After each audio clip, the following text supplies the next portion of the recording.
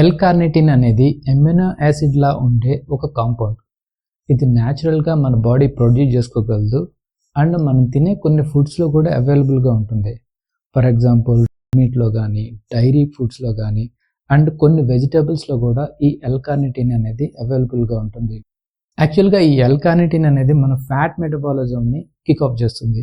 అదెలా అంటే ఎల్-కార్నిటిన్ అనేది మన ఫ్యాటీ యాసిడ్స్ని మైటోకాండ్రియా దగ్గరికి ట్రాన్స్పోర్ట్ చేస్తుంది. అప్పుడు మైటోకాండ్రియా ఈ ఫ్యాటీ యాసిడ్స్ని యూజ్ చేసుకుని ఎనర్జీ ప్రొడ్యూస్ చేస్తుంది.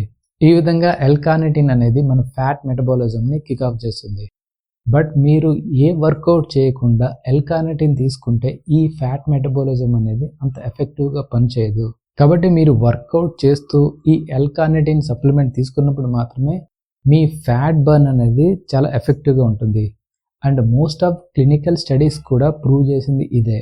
యాక్చువల్గా ఈ ఎల్-కార్నిటిన్తో పాటు మీరు కెఫీన్ కానీ గ్రీన్ టీ ఎక్స్ట్రాక్ట్ కానీ తీసుకుంటే అది మన మెటబాలిజంని బూస్ట్ చేస్తుంది అండ్ ఈ ఫ్యాట్ ఆక్సిడేషన్ని ఇంకా ఇంప్రూవ్ చేస్తుంది అండ్ మన బాడీ థర్మోజెన్సిస్ని ఇంక్రీజ్ చేస్తుంది. అంటే మన బాడీ హీట్ని ప్రొడ్యూస్ చేస్తుంది. దీనివల్ల ఎక్కువ క్యాలరీస్ బర్న్ అవుతాయి and also it improves your workout performance.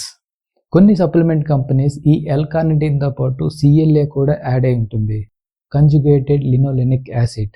దీనివల్ల మన వర్కౌట్ పెర్ఫార్మెన్స్ ఏమీ ఇంక్రీజ్ కాదు కానీ మన బాడీ రీకంపోజిషన్ మాత్రం బెటర్గా అవుతుంది.